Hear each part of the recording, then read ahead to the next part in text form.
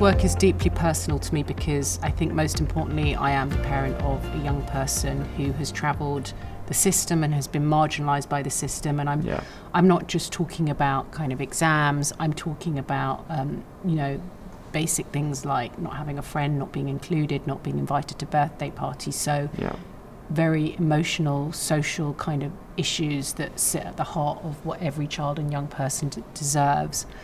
I think if I take my own journey and then I look at kind of the system and I look at schools and the millions of children and young people that fall through the system, we read in the papers about county line gangs, we look at adults in prisons like Feltham and we track their journeys back and we ask ourselves, how did this happen?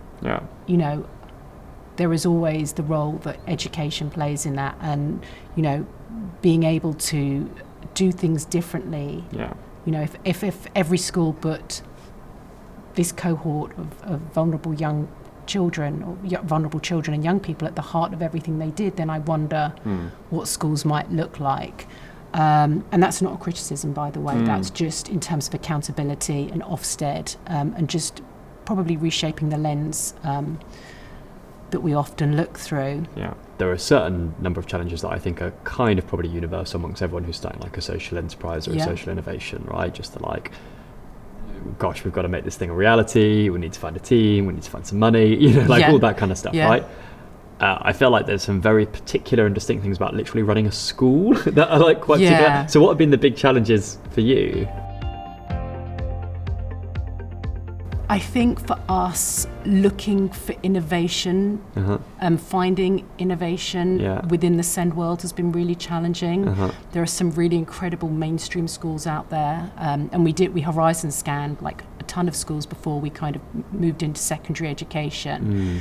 But actually, I think finding something so deeply personal when you have such a wide range of children and young people, different interests and talents and passions, and then being able to put that all together in a way that's meaningful and related to the real world, so that actually they're able to leave school with a set of skills and outcomes and outputs that enable them to navigate life. I think being able to step back and say, well, when they're children and it's all about early intervention and therapies, it's very different. But actually when you expand into secondary and you're shaping young lives who they leave school almost as young adults, what does that look like when practice is so kind of disparate globally? I think that probably was the trickiest thing that we did. And I think there is also something around this sense of not everything is going to be perfect on day one.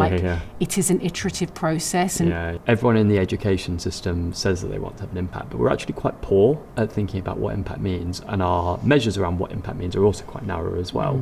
Schools are very good often at tracking academic achievement and progress, not always so good at looking at some of those other broader dimensions that feed into success for young people. Thinking about my own journey, and the journey that lots of people that we've met through Big Change, some of the incredible work that they've done, like I question, is it luck or are there certain traits that we all share? I mean, just curious to hear what you think about that.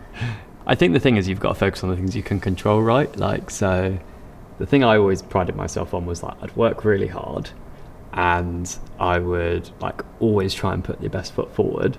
The thing I kind of learned to give myself a bit of an easier time on was you can't always control the outcome, particularly when you're doing grant funding and things like that. It's a bit of a shot in the dark, and you don't always know if it will come good. So I think just okay, we'll put ourselves out there, trust in the process, and then kind of try not to beat yourself up too much about how it all pans out. I think now, kind of looking back, I think the one thing that I would say to myself then was, it's okay to say that you don't know. And it's okay to speak up in meetings and say, I don't understand what you're talking about, or could you explain that a little bit differently? I think, I've learned that vulnerability is actually a really great way to kind of journey and to travel and to grow yourself.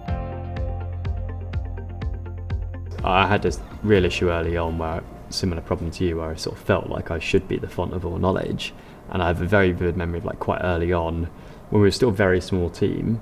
We had a member of the team that was stepping down and going on to a great new thing, and great, we're very pleased for her, but we were so small and so early that it was this is a big deal.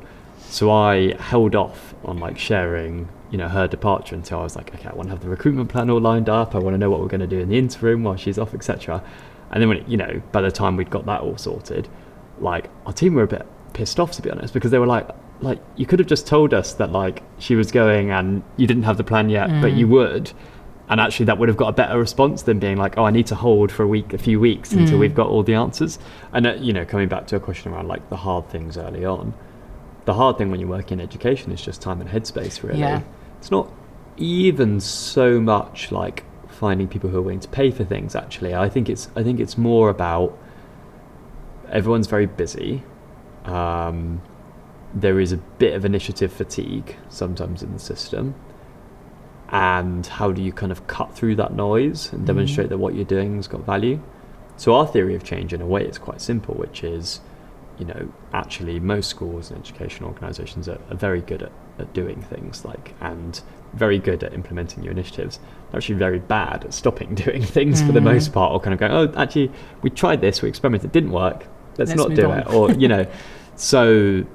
our kind of theory of change, particularly in our evaluation team, is quite straightforward, which is, well, actually, if we can help, schools, for example, just be a bit more critical and reflective on what they're doing, they can actually do less stuff to a higher quality and save time and energy rather than need more of it. But to your point, you almost have to win the argument about, well, in order to do that, you do have to slow down for a moment, and you do have to take the time to reflect, and you do have to take the time to evaluate. And when someone's firefighting on 100 different fronts at once, that message isn't always easy to land. Of course, we want young people to leave school with the qualifications and the skills that they need to navigate life, but every community, every ecosystem, that young person may need slightly different skills and qualifications to get a job and to thrive in life. So I'm wondering how schools find the time to sit back and say, actually, these are the set of outcomes I want for each young person graduating from my school. Yeah, we all operate within the accountability system we operate. There's a certain degree of stuff that you're probably going to measure as standard, but it's the bits around that are the most interesting bits in lots of ways. I think the more that we can do as leaders to create the environments in which people feel able and excited about having those conversations, I think the better. Yeah.